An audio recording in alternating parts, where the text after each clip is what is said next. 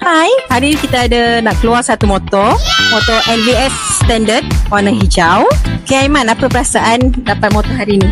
Saya rasa happy, excited sebab dapat motor keluar motor baru kan.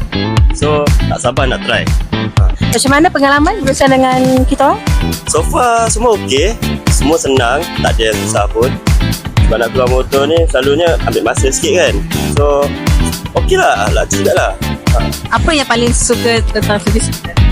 Paling suka dia fast reply. Lepas tu orangnya mesra je. Okay, ada apa-apa tak yang anda rasa kami perlu diperbaikikan? Rasanya tak ada dah, semua dah okey dah. Sebab semua servis dah okey, layanan semua okey.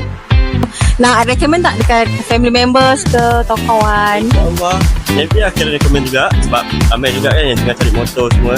So bolehlah recommend try kedai ni. Okay, Cik Aiman, ini dia kunci motor. Okay.